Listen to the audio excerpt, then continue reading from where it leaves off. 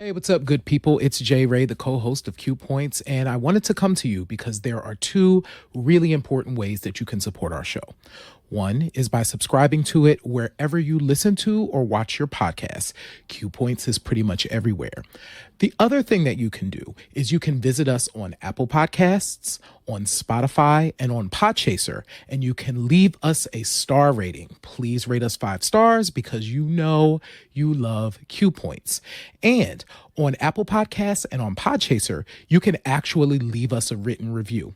It's not required, but it really does help to spread the word about the show, and it helps people to discover it as they're looking for new podcasts to listen to. We're always appreciative of you supporting Q Points. We thank you so much for all that you've done for us so far, and enjoy the show. Hey, what's happening? This is JB of JB's Record Lounge, and I want to give a quick shout out to Q Points, keeping our history and current events alive in Black music. Shout out to Sir Daniel and Jay Ray for making all of this possible. Come visit us at JB's Record Lounge, 898 Oak Street, Suite F, Atlanta, GA, anytime. We're open Wednesday through Sunday, noon to 6. Come see us for your vinyl fix.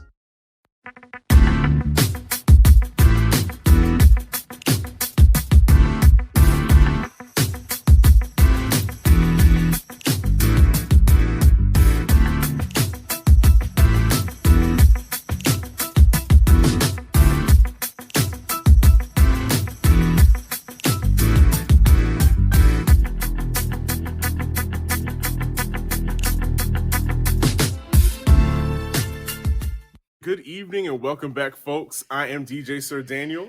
And my name is Jay Ray, sometimes known by my government as Johnny Ray Cornegay the Third.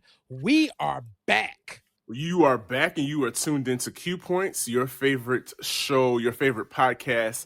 Q Points, dropping the needle on Black music history. Jay Ray, it has been a month of Sundays, literally, since we've been doing this, on our regular live with the folks. So first of all, how do people keep up with this with us? Because we're moving fast and they need to be able to keep up with us wherever we are. Absolutely. So first things first, I'm going to move my mic around. Y'all got to see a little bit extra. I didn't realize my camera was on the screen doing the intro, but that's okay. Listen, y'all need to be going to JB's. Everybody loves JB's. We might even end up doing a show from JB's at some point. Absolutely. So yes, definitely want to shout out JB and JB's Record Lounge. But okay, keeping up with Q Points. First things first, you must subscribe. So if you are listening to this podcast, make sure that you hit subscribe wherever you're listening. If you are watching this podcast, you must hit subscribe wherever you are watching. Just hit the little button. That's right. And the bell notification if they have it. And then what you can also do is you can leave us a tip if you're like, I really like this show. You can subscribe. You can subscribe and get all of our back catalog available to you. And then we got products, yo. So Daniel, we'll tell them about the products. Listen, if you've been following our social media, you've seen the drip. You've seen the stop tweeting, start rapping hoodies and t-shirts that J Ray is so elegantly modeling right now. Very comfortable, very functional. Yes. It goes with everything. It goes with khakis, it goes with jeans, it goes with camouflage, because I know that's what you're rocking. And it goes with stretch pants, everything you can imagine. Wait a minute, Jerry. I'm getting something from the control room. Wait, what? There are only 3 left. But there's only 3. That means 5,000 t-shirts have already shipped. Wait, guys, you have got to log on to qpoints.com, specifically the store, the merchant, and click that merchandise button. And you too can get one of these awesome Stop Tweeting, Start Rapping t-shirts. We also have mugs, as you see back here, right next to Nippy. If you want to put a little Nippy in your mug, hey, you can have a mug of music moment with Q Points, as well as there's another boombox, cassettes. We got all kinds of fly stuff. J Ray, I'm about to order myself some slip mats for my turntables, because when I'm doing Sugar Honey on the Rocks, I have to represent for Q Points as well. So listen, your boys have got you when it comes to the merchandise. If you want to represent Q Points wherever you are, we got you. We got you on t-shirts. We've got you on hoodies. We've got you on home items. It's all in effect. And you see, look at those two lovely models that are wearing our t-shirts. And those are some really handsome gents, J. Ray. What you think? Absolutely. I am so glad we get to work with those two gentlemen, to display our amazing products. And y'all, they're cheap. They're cheap. We really wanted to make sure that they were economical. Now, listen, as Q Points, as we grow, you got to get with us right now, y'all. That's what we keep saying. Get with us right now. Because look, we had a 4-part series, which we're going to talk about in a minute. So we was away and we done came back with all of this drip. You know what I'm saying? So want to send shout outs. We must send an amazing shout out to our brother Keys. Yes. So that picture, I'm going to put it up again. That picture of Sir Daniel and I was shot by Keys in Philly. We're going to talk a little bit about Philly in a second, but we just want to send Keys some love because he's the man. So he came through. Thank you, Keys. Absolutely. So we back. Sir Daniel, we got so much to catch up on. We certainly do. You mentioned the country music series that we just wrapped up. If we want to talk about brothers that have been helping us out, we cannot not give a shout out to Big Mike for, ushering us through this Black country music series with such style, with such knowledge. It was just, you can't tell me that we didn't put it down. We didn't drop the needle on Black music history with our country music series. I would like to also give a shout out to our partners, Carnegie Hall, and for partnering with us on that country music series. Listen, it just makes it all the more sweeter. Shout out to Rhiannon Giddens and her performance, which I understand is sold out. Is it sold out officially? Oh my! It's sold out officially. Listen, I'm not going to say that Q Points is responsible for it, but just look at my eyes. We were definitely part of that beauty. So it was a beautiful month, y'all. So please go back. So the country music series, so you can go to our website. So our special series, you can see. You can watch our country music series as well as our Rock and Roll Hall of Fame series. You can also catch up with them on YouTube. And you can also listen. So if you're listening to the podcast, please listen to those shows and listen to them in order, because we really do build from the origins of country music all the way up through contemporary country, and then we spend the final show talking about Black women who've done amazing work in country. So it's a great series, and once again, I want to echo what you said, Sir Daniel. We have to give so much love to our brother Big Mike. Big Mike Bryant is an amazing spirit, incredibly knowledgeable, and y'all need to be following him at the True Big Mike wherever he is on social media. Absolutely, because keep watching Mike. All of us are going places. That's what I love about this journey, J. Ray, is that by us just being consistent and being intentional about what we're doing here, we are really going places. And we've been places over the past month. October was kind of busy. Busy. Listen, okay, so y'all see this picture. There is a person behind a DJ booth way up there at the top, and that is your boy Sir Daniel. You see his logo over there on the right-hand side. That stage is crazy. That was, in the words of Whitney Elizabeth Houston, and oh my, what a moment. A moment that I will never forget. I would like to give a shout out to Us Helping Us, People Into Living, for reaching out to me and giving me the opportunity of a lifetime to not just spin at their For the Culture, the party, aka the Black People Party, but I was flown down to Puerto Rico. Guys, I was flown into Puerto Rico Do you know how I was at so you know how when people things like this come to you and you try to play it cool and you're just like, oh, you want me to do what? And you want me to be where? Okay, sure. Yeah, that's fine. I'll send the paperwork and you send me the paperwork back and sure, we'll work this out. Okay, absolutely. Meanwhile, I'm on the inside just going crazy like, wow, I'm going to Puerto Rico. It was amazing. First of all, that was the T-Mobile Center in San Juan, their big outdoor venue. It was an outdoor venue, but it was sort of covered. That I don't have any problem telling you guys that was probably the largest crowd of people that I've ever spun for. And yeah, it was for a magnificent cause. It was for the United States Conference on HIV/AIDS, which is an annual event. And I was given the opportunity of a lifetime and I took it and I had such a great time. You know, it was called the Black People's Party. So you know what I had to do. I played whatever you think I played. And big shout out to DJ Obi from DC for holding me down and graciously letting me use his controller.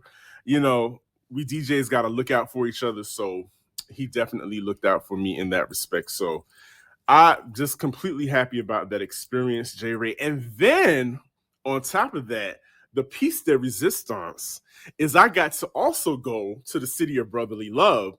And y'all, guess who I actually got to meet in person? Yeah. That guy. Yes, I got J. Ray and I linked up in Philadelphia for Afros and Audio's Black Podcasting Festival, which was also an awesome time. Listen, we really, really, really did Philly. Afros and Audio really did come to do some amazing work in Philly. I know that we both learned so much in the different sessions we went to, and we didn't even go to all of the sessions because, of course, in Q Points fashion, we were working. And so that picture that we showed was us and a brother that we interviewed in Philly. His name is CSW. Y'all are going to meet him on this show in a couple of weeks. So make sure that you tune in for that show because he's brilliant and an MC and poet and just all around good dude. But listen, Afros and Audio was magnificent. And if you've listened to shows leading into in August and September, you know, we had the Afros and Audio ad playing. So Q Points is definitely down with the Afros and Audio crew, with the Black Podcasting Association crew, because we really are moving the podcasting needle, moving it to a different level. Like all of the folks are just amazing. So we had a good time together in Philly. And I got to see Sir Daniel in person. Like, guys, we've been recording this show for over a year and some change now, and that was the first time that we had actually recorded face to face. Of course, J. Ray and I know each other. We've met, you know, we've met countless times. We've lived in the same city for years. So, but that was the first time we actually got to record together. As J. Ray said, we met some phenomenal people. Oh man, I can't even go through the list of people that we've met. I do want to give a shout out in particular to one young lady, Drea Kelly, from Drea's Point of View. She was so warm. She like spotted J. Ray's Q Points t-shirt and was like, Q Points? I know you guys. And that whole weekend was kind of like that. It was very much, oh, you're such and such. I love you. I love your podcast. And Drea was absolutely warm. Absolutely. She actually listens to the show, which, you know, we appreciate so much. And please make sure you check out Drea's Point of View. She drops 3 episodes a week. And listen, guys, if you don't have a lot of time to devote to a whole podcast, Drea has got you covered. Her podcasts are like under 10 minutes? Under 10 minutes. Yep. Under 10 minutes. So that's perfect for those people that are on the go, that still want to catch up on any kind of topic and love listening to podcasts, Drea is your woman. Absolutely. So today's topic, by the way, was being a introvert extrovert. And I love that conversation because I'm an introvert extrovert. I have like extroverted tendencies, but I'm really kind of an introvert. I'm a retired extrovert. So check out the show. Definitely go and subscribe to Drea's point of view. And thank you, Drea, for being so incredibly warm to Q Points. And so, Sir Daniel, we're back and it is voting time. It's time to vote now. It is voting season, and listen, if we're still talking about merch, get into the Queue Up the Vote t-shirt. This is okay, I'm kind of distorting it, but it is super dope. It's also in our merchandise, on our merchandise page in our store, available for you to grab. That's how serious we are about this this upcoming election here. I know here in the state of Georgia, this is the last week of early voting. So if you have not taken advantage of that, you've got tomorrow, Friday. Friday is the last day for you to vote early here in Georgia. Friday is the last day for you to vote early here in Georgia. And everybody, we've said the same thing. Everybody that's voted early says it takes less than 10 minutes. You are in and out. No issues at all, except keep your eyes peeled. Please stay safe. Yes. Because there are a lot of lunatics out in the streets coming to some polling stations, depending on what state you live in. There are some people that are feeling froggy, the violence is just out of hand. And I know we're talking about voting, but these two things kind of go hand in hand.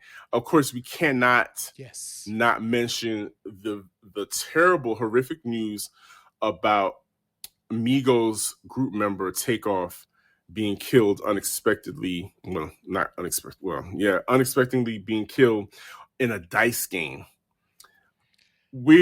I don't think I have the bandwidth right now to get into it because it's so disheartening and it's so draining and sad. It's just overall, it's just sad. But I think the conversation that we're going to have next week is hopefully we'll give some healing, or at least start some understanding, maybe spark some change in the way things are being done, handled in society and in our community. But yeah, so rest in peace to Takeoff from the Migos. And yeah, J. Ray, this part of gun control is definitely a hot button in this election process. So there's a lot at stake here for this runoff, for this election. There is, and that's the thing. I know that over the last several years, you're always here. This is the most important election of our time. All of the elections are the most important election of our time. We are always locally and at the national and federal level one election away from like catastrophe, right? And it was important for us. Yes, we are a music podcast.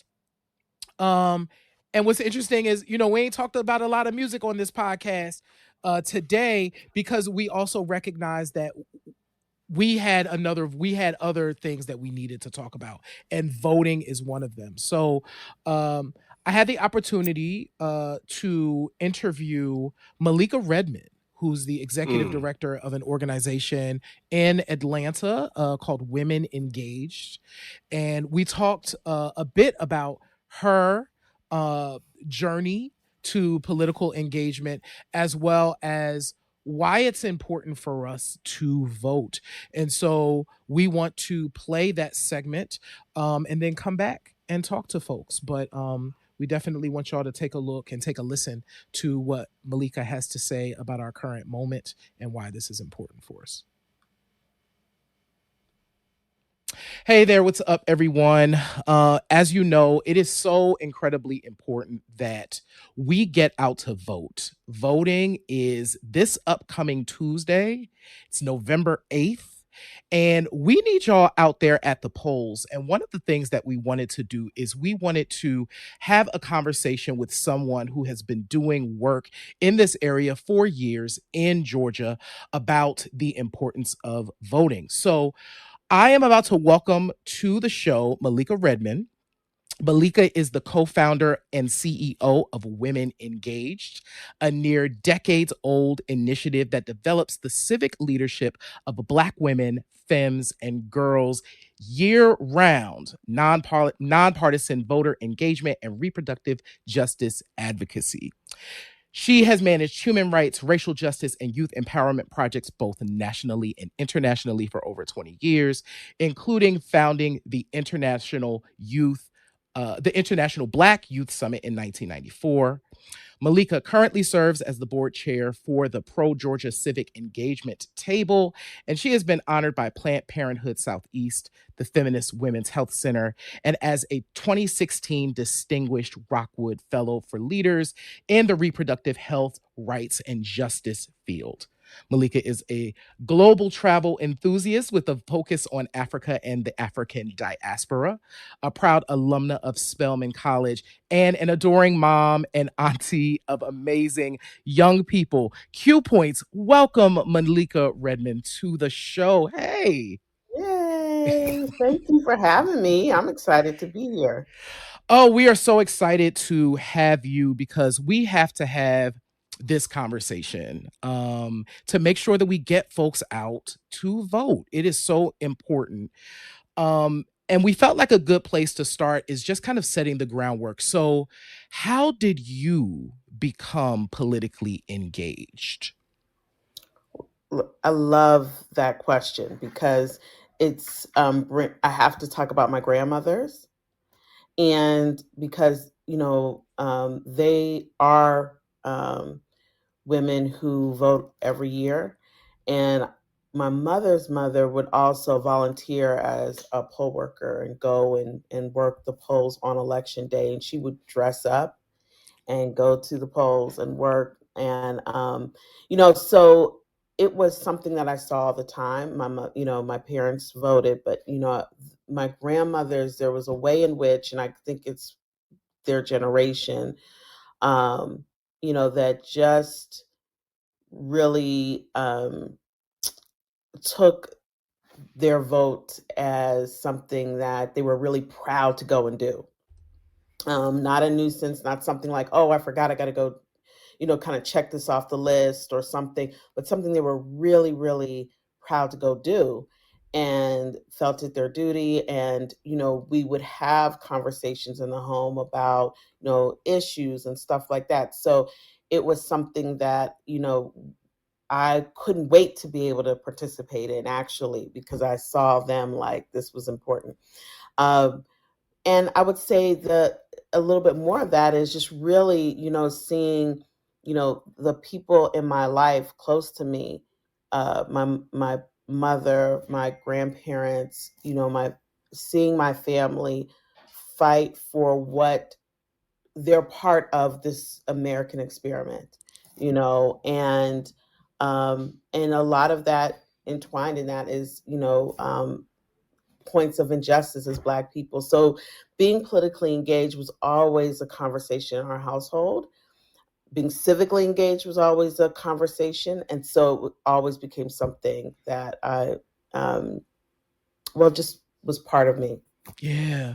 Mm-hmm. One of the things I remember as when I was really young, and it made an impact on me, is the first time I can remember my parents taking me with them to vote. And I remember going into the like little booth, and they had like, it was like a big like lever. It seemed really big to me. It probably wasn't as big as it was, right? But it was like zoom, and I'm like, wow. And then understanding that when they pulled it back, that was casting their vote. Like it was a whole thing. But I remember feeling so like it was so important. Yes. Awesome. No, and those moments are so important. And I want for us to continue that practice because, yeah, that memory of being little and going to the polls with your family or with your parent or with your grandparent or whoever, and that impression it made on you, that impression it made on me. And it is something that is, just like a nice, it can be a sacred moment for you and your young person. And, it doesn't have to be your child, but, we need, hey, that's a campaign. Let's take our young people to the polls with us, so they can have that memory, that experience. I absolutely love that. If Women Mhm. Engaged decides to do that, please call Q Points because we need to talk about that. But to that point, so Women Engaged, so you co-founded this organization. I had the pleasure of being able to work with you when I was in Atlanta. So I'm very familiar with the work that y'all do and have done over the years. But how did Women Engaged kind of come to be? Yeah, it's really a beautiful story. Um, and it really started out of a conversation, the kind of conversations that, between friends. So, my friend Margaret Cardbow and I, we would like chop it up, have conversations after work, at our respective kind of jobs. And we're talking about everything. We're talking about life, we're talking about family, we're talking about money, we're talking and how to make more of it, or talking about our passions and our aspirations and different things. And then and also talking about things that we're concerned about, like what's happening locally, but also nationally and everything in between. And we thought to ourselves, well, you know what? Why don't we know we have enough skill. We have enough of what we need, experience, connections, network, whatever. We can start our own organization really designed around the issues that are paramount to the lives of Black women, femmes, and girls, unapologetically centering our issues and not needing to sort of compartmentalize them in order to prioritize everybody else in our community, or every other, our family, everybody else but us, right? And so the idea was, can we center that? Can we take those conversations that we may feel like we're alone in, those experiences, those challenges, and be able to create a safe space enough, not only that we can discuss them, but we can hold our elected leaders accountable to us thriving. We can hold our communities to us thriving, hold each other to to that, and make that sort of community web of support, and be able to do that on a number of levels, right? Mm. And included in that is, what does it mean to you know vote on the issues that are most important to you, most important to me, and being able to have those conversations in community and hold people accountable to them who want our vote. Mm. And so this is really how we kind of got started. It was just those conversations, after work conversations. And we just started to kind of go from there, and slowly but surely put it together, our concept, our proposals, and form Women Engaged. Got some really good backing in the beginning, from Groundswell Fund. I'll raise them up and give a shout out. They were the first funder who funded Women Engaged and provided that seed funding.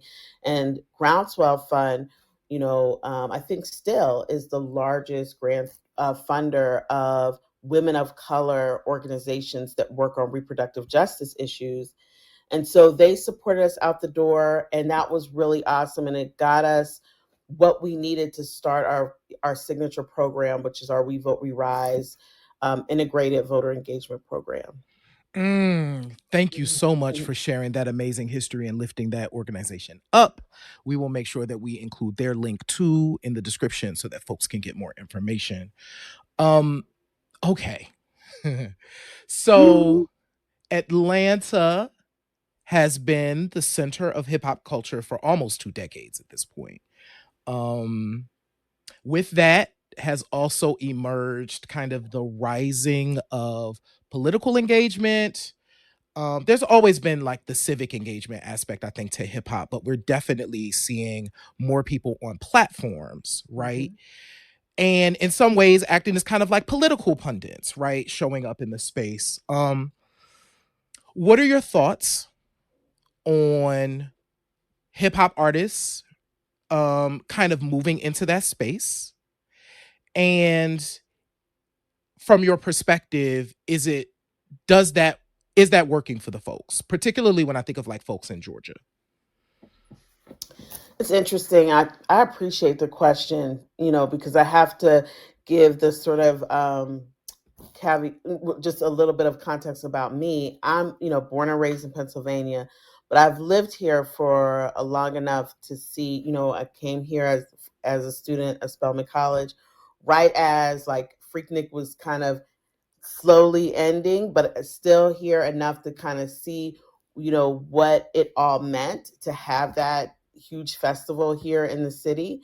And sort of around the sort of turning point. So it was like 96, 97, 98 was when I came here as a young person, going to Spelman College, seeing like, the real like way in which Atlanta art and the art scene, as well as the merge of that art scene with sort of like the neo soul and the hip hop and all of the kinds of things that like really beautifully evolved from that, and all the things that have gone on. So it's been really amazing to be here and be witness to so much of, all of what has been going on, and continues, and um, such an important legacy. And I think on the one hand, there's no sort of disconnect between, particularly in Black culture, a separation between like the arts and the activism,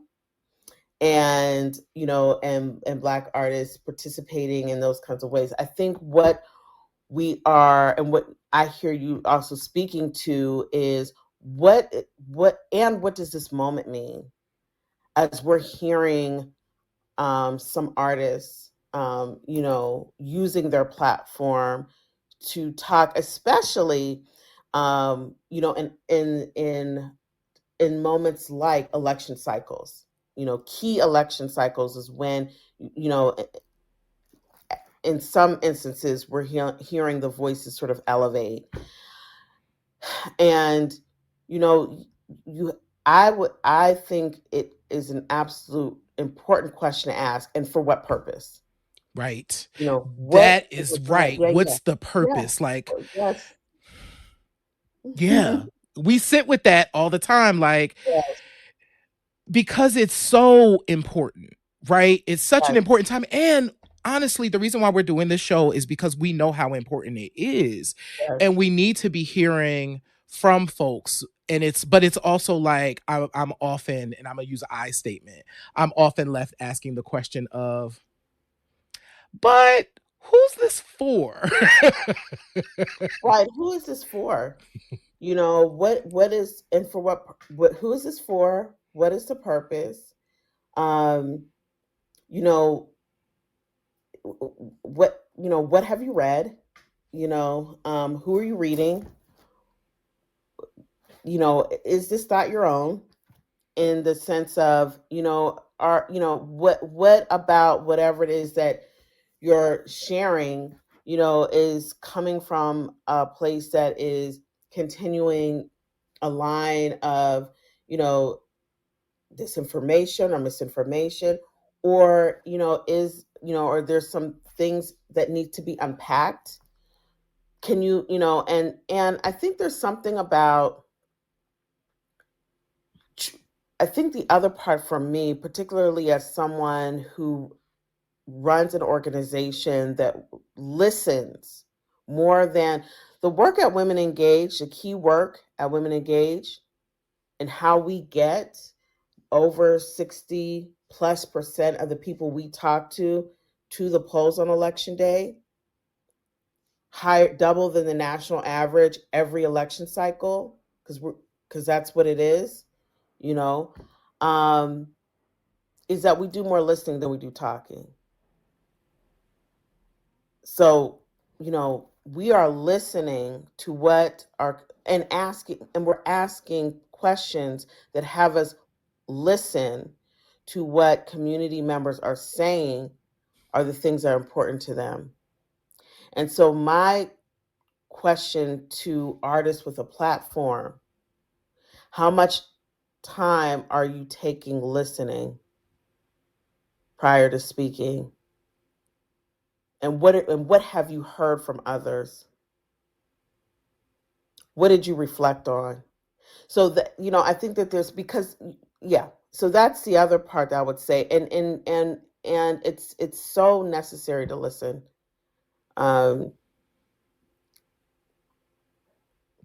Especially if what you argue is that you're a reflection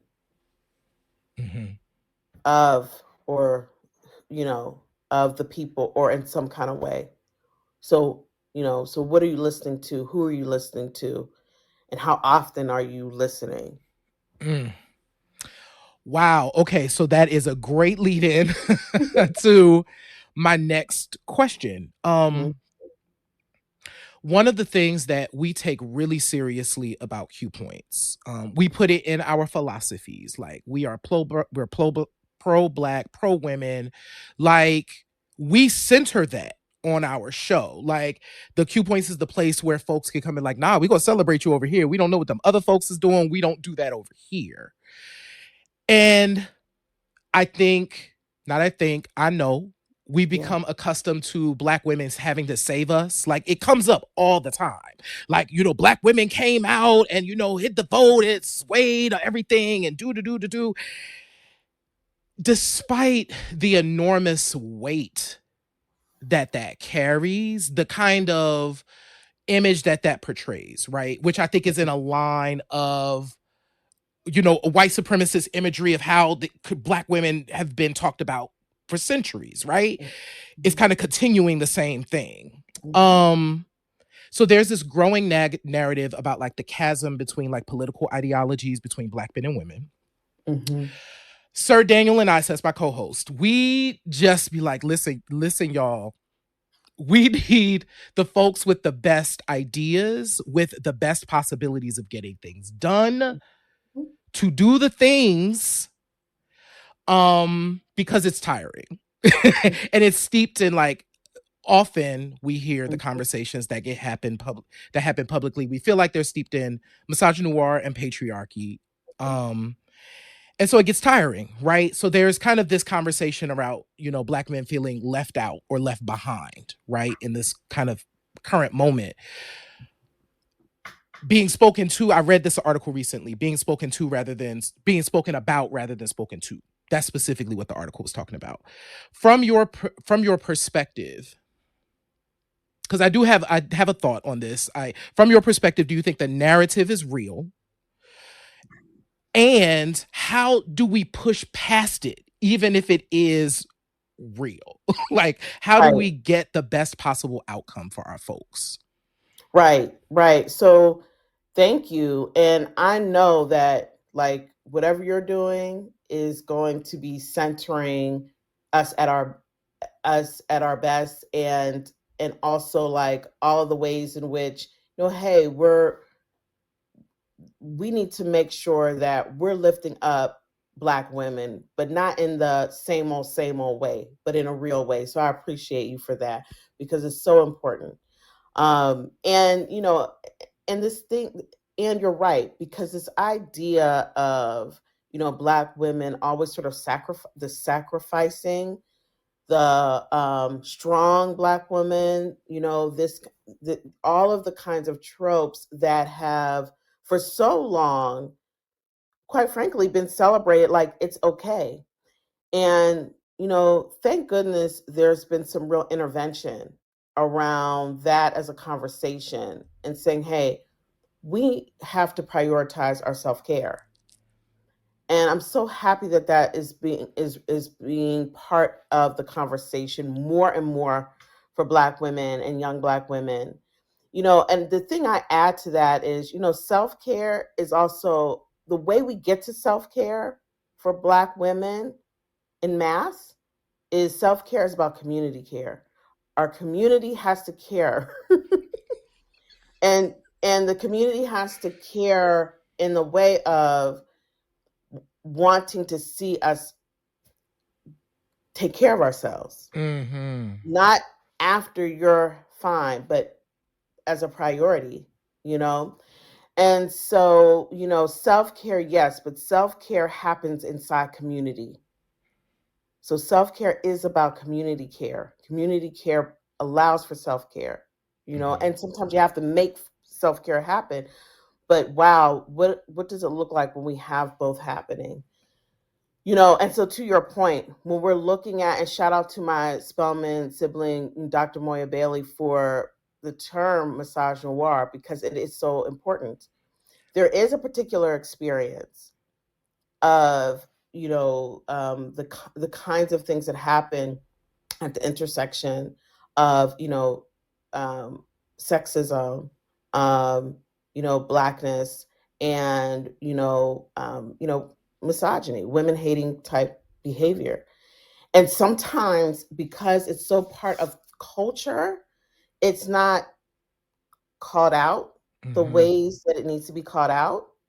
And so I'm so happy that you have this platform to do that, because a few things can be true, right? Yes. So at the same time, and that's the other thing that, I also hope that everyone can see that this is, so when we say that, for example, Black men are still the highest number of men in any demographic to vote in the way of progress nationally, that is still the truth,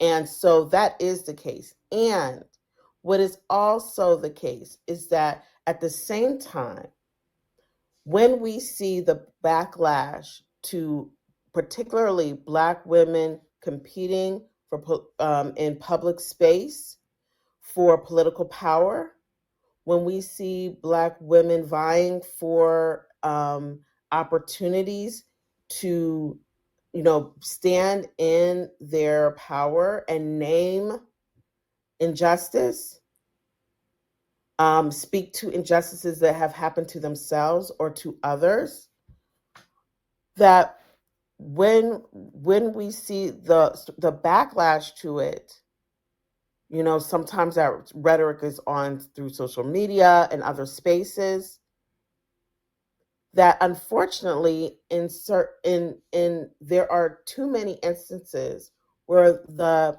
Black men who are our allies in support of those issues from the number of different issues, the voices become dim, or very few, even if most maybe agree, but we don't hear you in mass and the kinds of numbers that supports us in the moment. And I think that that's very important. It's like having that. I think the other part is about when we're looking at the vote and we're looking at, the other part, we are also seeing, at least we've seen over the last two major election cycles, an increase. No, it's not the majority of Black men, but we are seeing a rise to a shifting narrative that is aligning itself with some very anti-progressive, harmful rhetoric that is not connected to our liberation as a total community. And we need to talk about that as well, even though it's not the majority of Black men. That's why both things can be true. The last thing I'll say about that is that we are not a monolithic community. We aren't a monolith. So it is important that everyone gets heard. And this is why I go back to the point that I made before. How much are we listening to each other? And so all that to say that there can be accountability for misogynoir, accountability for sexism and sexist behavior, while at the same time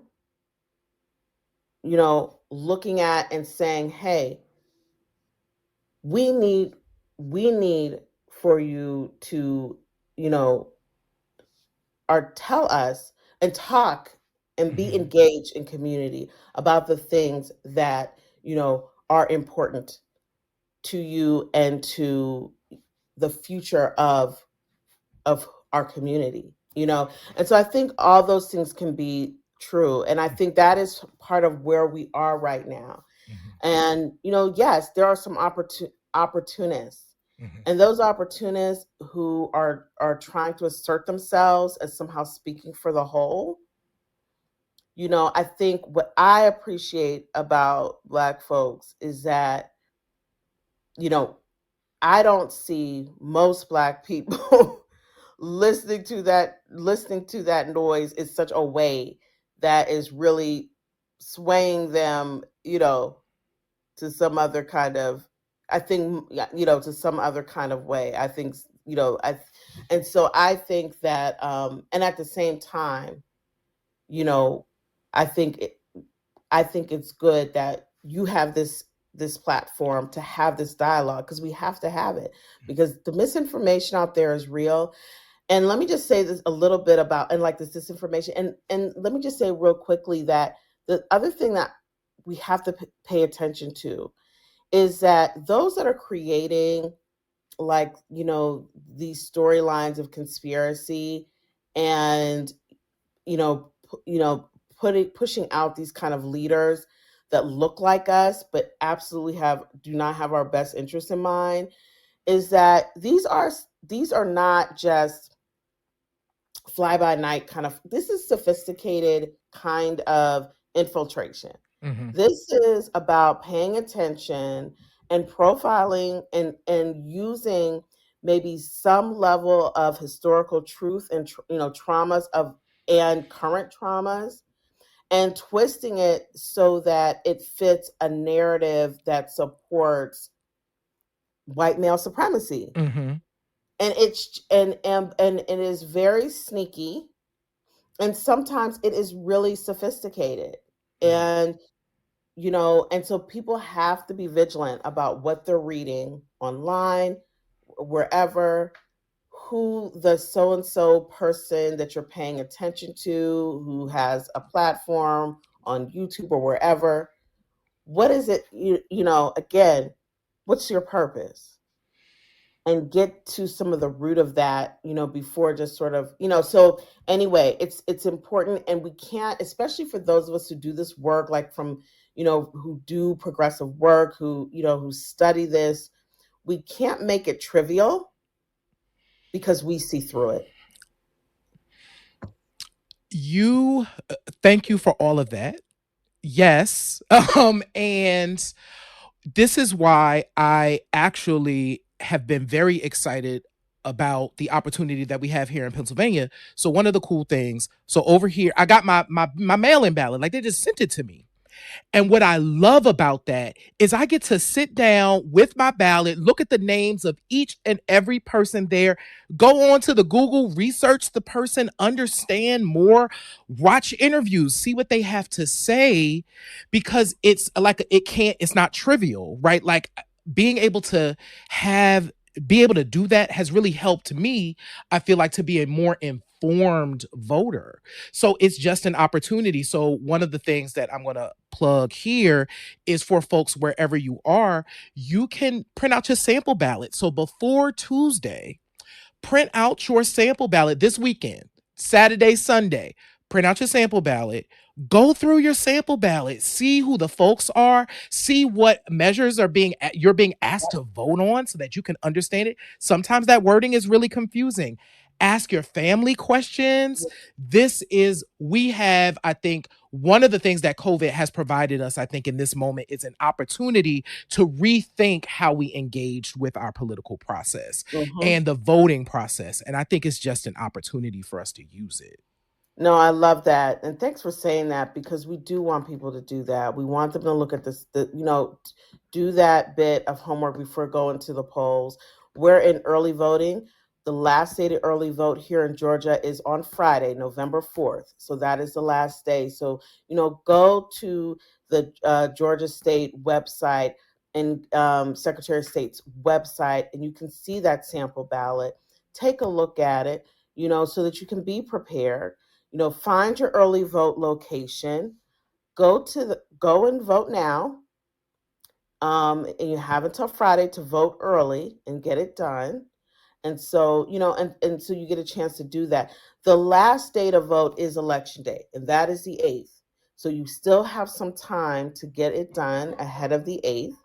But of course, we are excited at Women Engaged to, be out there letting people know that they have time to go and vote and do it early, and they have until Friday, and then of course election day on Tuesday.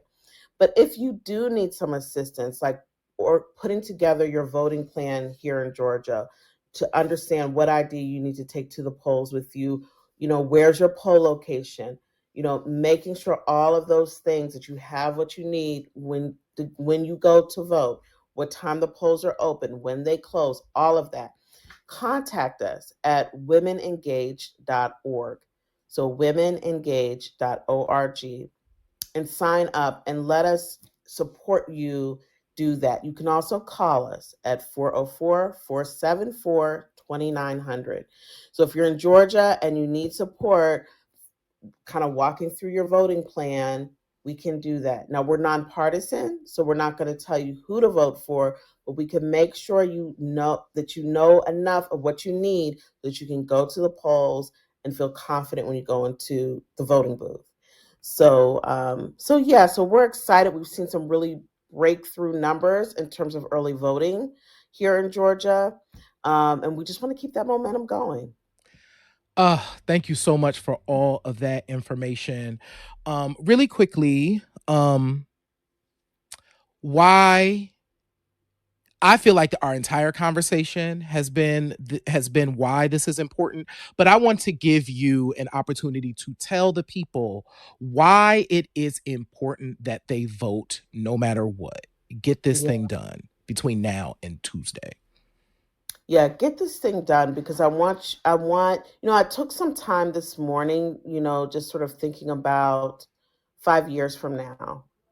Just 5 years from now, where do I want to see the state I live in, the city I live in be, the country I live in, the world, that we live in, that we have the privilege to be a part of.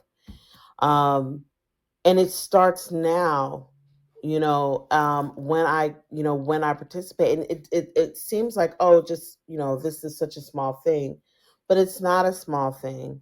It is so much a part of how when you get a chance to do your vision board, folks do a vision board every year, and, and we stand in our intentions and manifest those intentions. A vote is that. It's an opportunity to participate in in that setting your intention. And so that is what I would say. It is a part of that intention setting. So go and vote, because it's about setting the intentions you have for yourself, your family, your community, where you want to be, where you want to see your community be. And it is that first step. And so it's very important that we all go and we do it, and we participate, and we set our intentions. Oh, thank you so much. So, couple more minutes. So, I want to do one thing. So, of course, we're a music podcast, and music is so important to my life and most folks' lives, right? So, I'm curious, what song kind of inspires you or keeps you motivated in the work that you do? So the first thing that comes to mind is Chronix, reggae artist, and his song "I Can." It's my daughter's favorite song, but we love the song, and so it's kind of our wake up in the morning motivational song, and it really just kind of lifts the spirit. And especially right now, in a time where things are really in some serious transition, and so, and I love seeing, what it's like for my toddler to, be learning new things every day and seeing life through her eyes. And so, yeah, so I can. That's what we're doing these days. I absolutely love this. So, Oh, sorry about that. no, you're good. Listen, I love Real it. life moment. Right. Malika Redmond, thank you so much for joining us to mobilize our folks for voting. It is so incredibly important that we do this, and I appreciate the work that you do and the work of Women Engaged. Thank you for providing the website. We will make sure that the website and the phone number are in the description so that people can interact with y'all. So whenever people decide to go back and listen to this show, they can always get in touch with you. Thank you so much for taking the time. Oh, yes, this has been awesome. Thank you. You're welcome. Wow. First of all, J. Ray, dope interview. You did that. And second of all, Malika Redmond is amazing. That sister is it. You know what she did? She did that. She did that. It's so important having Black women in this work who are committed and just kind of visionary. And Malika's definitely one of those folks. And we're so grateful for her being able to take time out and share on our podcast. And just so folks know, we actually do have more with Malika. So if you subscribe on our YouTube page, we will have some additional conversations because we had some kind of side conversations that were also really important, and we want folks to be able to engage in it. But more than anything, Sir Daniel, voting is so important. Like when was the first time for you, Sir Daniel, that you remember voting? Cool. So it's so funny. My mom and I were having this conversation. We were trying desperately to remember the actual precinct that she and I went to the first time that I voted, because a lot has changed in that area that in the Decatur. A lot has changed, and we were like, wait a minute, was it at the library? It was somewhere, but I remember fondly that Clinton was the first president that I helped to elect. Don't hold that against me, some of y'all. I know y'all feel a way about the Clintons, but that was my first time voting. I was a freshman in college. I had just turned 18, and that was one of those things. Do you remember having to register for selective service? I do. I still actually have that my age. selective service card. I still have it. The one I could pull it out. It's in this room somewhere.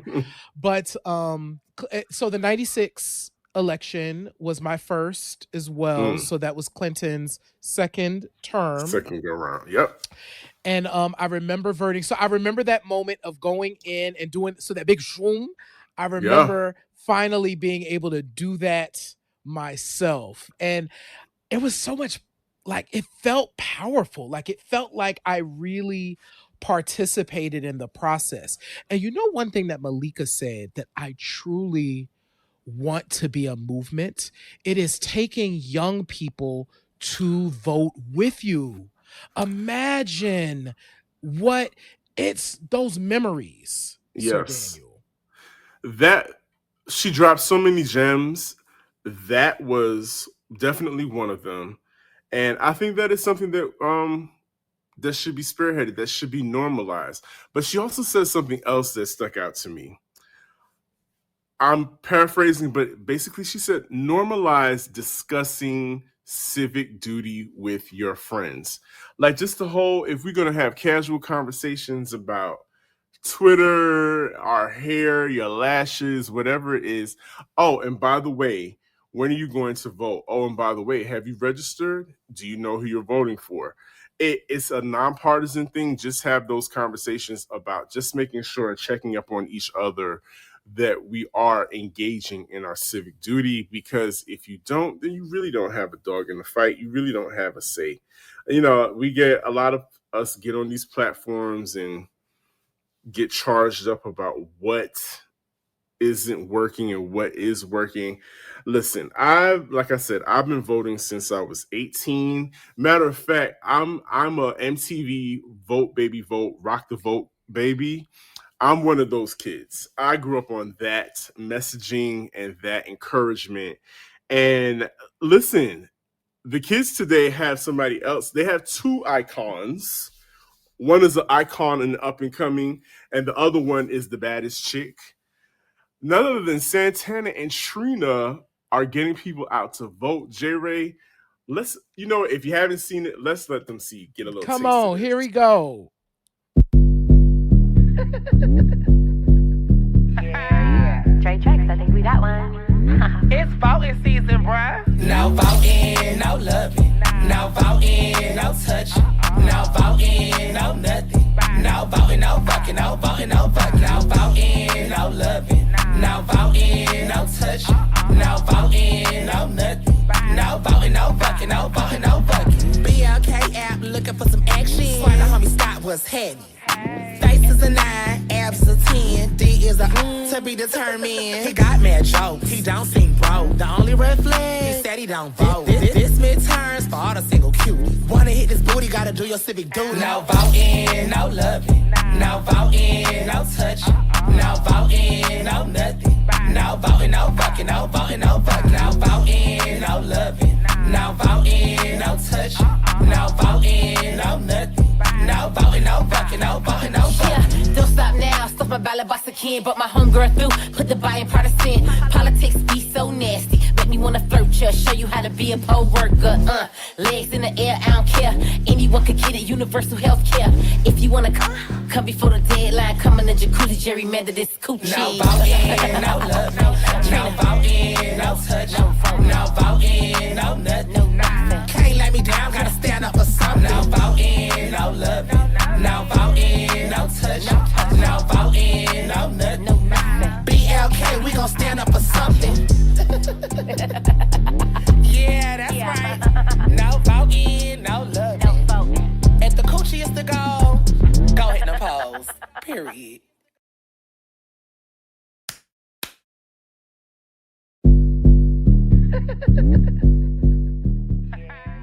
Yes, I love this. Listen, so much. My God. Shout out to the Black app. Shout out to the Diamond Princess Trina. And shout out to the one and only Saucy Santana doing their civic duty for that booty. No voting, no fucking. No fucking. Shout out to the Black app. Yes. J. Ray, the Black app was behind the whole Vax That Thing Up movement with Juvenile, Mia X, and was it Manny Fresh? Yes. Listen, this is the type of, so Sir Daniel, we grew up with this kind of civic engagement where you used your platform, you used your voice. Rappers rapped, stop tweeting, start rapping. Rappers would make a song about what was happening and what people should be doing. That no voting, no vucking is so fun to me. And really, I feel like is a great way to engage people around this process. It absolutely is. I mean, who else? You got to get people where they are, and who else speaks to? I think they spoke to two generations here, because Trina and Santana represent two generations. Yep. So you got two birds with one stone. It's fun and it's on point. And now most people are going to want to look up what gerrymandering is, right? Thanks to Trina. So, I mean, it's a win-win situation. Absolutely. So, absolutely a shout out to them. And please, y'all, listen up here. If we don't vote, like Sir Daniel said, you are not participating. You're letting things happen. Because here's the thing. The system that is in place is going to keep working. So if you don't vote, you are making a choice. I know the folks will want to say that if I'm not participating. You are, though. If you don't vote, you're making a choice. Yeah. And you're letting things happen for you. So like Malika said, voting is like setting your intention. What is your intention for yourself and your life, for your family, and for your community? You got to get out there. This is the time. I don't think it could be said any plainer. Please go out and vote. So early voting ends tomorrow, November 4th, here in Georgia. And J. Ray, as you know, Georgia is under a microscope right now as far as the race that is happening for governor and also for state senate. It's super serious. So all my Georgia peaches, all my ATL players, I dated myself by saying that, but you know who you are. Please get out there and vote. It's just, it's a serious matter right now. I can't stress that to you even more than what I just said. So please do your civic duty for that booty. Please go vote. And I will also add, here in PA, like there is a Senate race here. It's been so contentious. I am so over the commercials. It is, oh my God, all the slinging. I have been mortified by the transphobic radio spots. Oh God, mortified yes. by I heard them while I was up there. I am like, are you kidding me? This is allowed. People can get on and say this. There's so many things that need to change about this process. But yeah, we have a incredibly important Senate race happening here as well. And it has been very contentious. So folks, make your voice heard, yo. Make your voice heard. Please queue up the vote. Mm-hmm. And with that being said, J. Ray, what do I say every week? In this life, you have a choice. You can either pick up the needle or you can let the record play. I am DJ Sir Daniel. I am J. Ray. Stop tweeting, start rapping, get your merch. QPoints.com. Right now. Go get it. Right now. This is Q Points dropping the needle on Black music history. No voting, no fucking.